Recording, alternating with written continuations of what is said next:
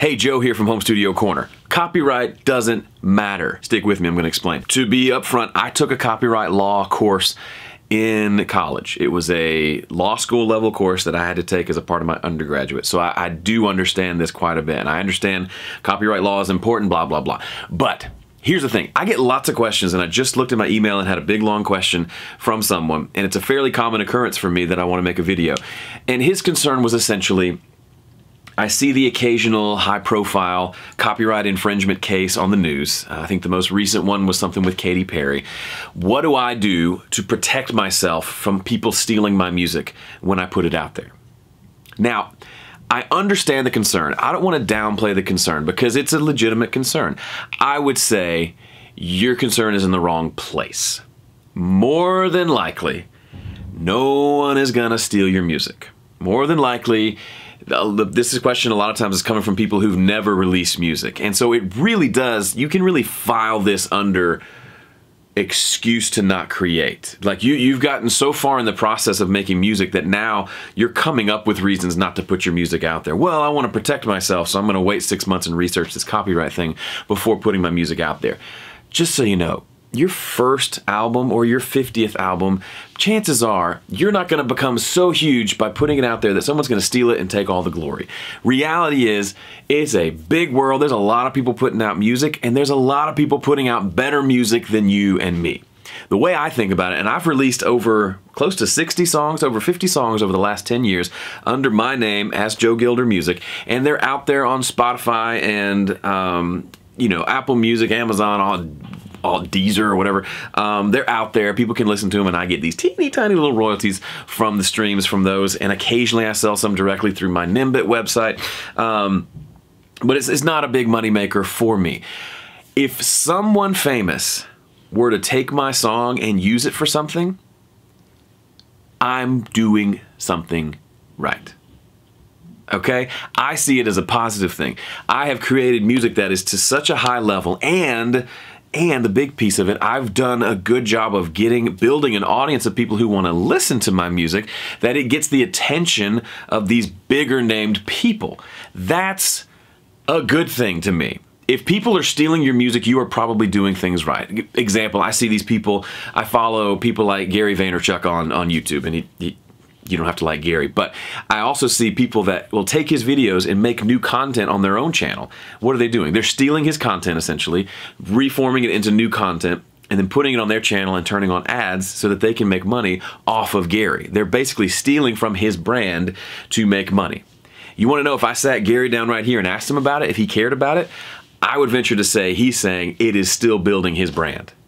And it is a good thing. The fact that people are willing to watch someone else's video of him means he has done a good job of building his brand, and it can only help. Now, I understand there are situations where maybe people are losing out on money, and I know that people do tend to get screwed over sometimes. I think about that movie about McDonald's and how Ray Kroc totally ripped off the McDonald's brothers. They still got $1 million. But anyway, that's neither here nor there. That does happen. But I'm a fairly firm believer in you get what you expect. If you're expecting to get ripped off, one of two things is going to happen. Either you're going to get ripped off, or two, you're just never going to put your music out there. Either way, you kind of lose, right?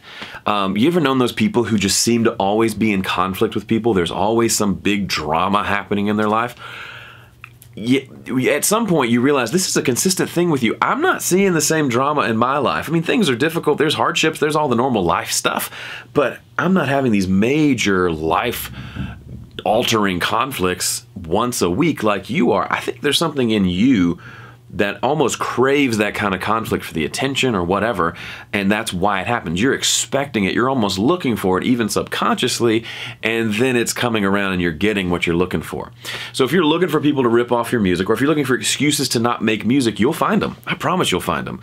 But if you dig in a little deeper, I think you'll find you're scared to put your music out there, because what's more frightening than putting it out and someone stealing it is putting it out and no one paying attention. That's a real thing. I talk about the fear of crickets. You know, you put something out there and you hear nothing back. It's not even you get negative feedback, you get no feedback. And that happens to everybody. It's a part of being an artist. You hear about these bands who played shows to 3 people in a bar. because they were small at one point. And maybe you'll never have huge numbers of people that listen to your music, but is that the reason you made music to begin with? You know, I look at my YouTube channel. We're coming up on 100,000 subscribers. That's a big number. I can list off 100 people who have way bigger followings than I do. Does that mean that the 100,000 people that I've served over the last 10 years don't matter? No, of course not. Would I love to have 1 million subscribers? I think so.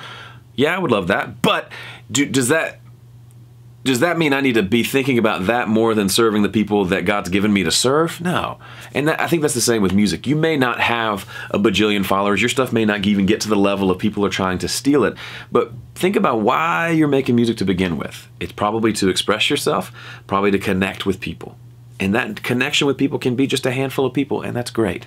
But if you are afraid of people stealing your music, rethink that. Not because people won't steal your music, but because I think there's a bigger, deeper fear underneath it that you need to deal with. And then once you do, get that music out there and share it with the world. It's really fun, I promise. Does it hurt sometimes? Yes. I did a live stream yesterday, and I was recording vocals for someone else, and somebody came on the chat and said, "This song's terrible and you can't sing." Now, I know that I can sing. Not the best singer in the world, but I can sing. And I thought the song was pretty good. Nevertheless, like, that gets in my head, and there's a little voice that says, "Don't do these again." So there's a part of me that is tempted to not serve these 100,000 people that are subscribed to my channel for the sake of that one person I almost said something else, who said something negative. And I think that's that you can view the same thing with your fear of having someone rip off your music and steal your copyrighted work. I think it's just an excuse. And I think you probably know that already. So, when are you going to release that music? Seriously, leave a comment below. When's your next piece of music coming out? I'd love to know. I'll be reading the comments. I'll be waiting for you. Thanks for watching. See ya.